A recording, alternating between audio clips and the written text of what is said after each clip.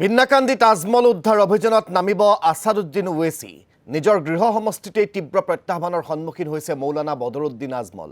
ভিন্নাকান্দি সমষ্টি তাজমহলৰ প্ৰতিদ্বন্দ্বী বিৰোধী মিত্ৰজোঁটৰ প্ৰাৰ্থী ৰেজাউল কৰিম চৌধুৰী।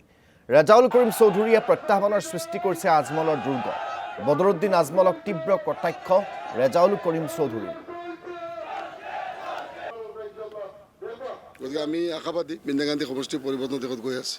যিসকল আমাৰ ইণ্ডিয়াৰ মুছলমানৰ যিসকল চৰ্তাজ হয়, যিসকল ব্যক্তিৰ ফালে চাই আমাৰ সমাজ আমাৰ কমে মাত মাতে, মানে আছাদ মাদানী চাহাবৰ বক্তব্য, তেখেত আমাৰ নবীৰ বংশৰ বুলি কোৱা হয়, নবীৰ বংশধাৰী মানুহ।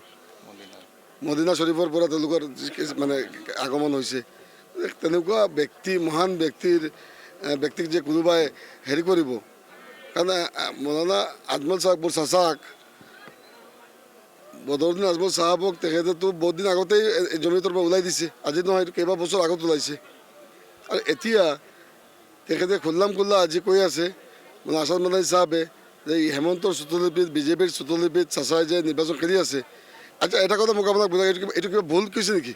আমাৰ অসমৰ ৰাইজে, আমাৰ ভিন্নাকান্দিৰ ৰাইজে নাজানে নেকি? সাধাৰণ এজন শ্ৰমিকক সুধিবচোন, সাধাৰণ শ্ৰমিকে জানে, আমাৰ মুছলমান সম্প্ৰদায়ৰ সাধাৰণ শ্ৰমিকে জানে যে বদৰুদ্দিন চাহাবে কেৱল বিজেপিক জিকাবৰ কাৰণে, সহায় কৰিবৰ কাৰণে এইটো বয়সত দুবুৰীৰ পৰা ইমান বেয়াকৈ হাৰাৰ পিছত থকা হোৱা এজন ব্যক্তি, হাৰা হোৱা একজন ব্যক্তি, বেচাকিয়কৈ চাহাৰা লৈ পেলাই তিনিজন মানুহে কান্ধত ধৰি পেলাই কোনো টানি নি পেলাই আনি এই বয়সত মানুহ ইলেকশ্যন খেলাৰ বয়স নেকি?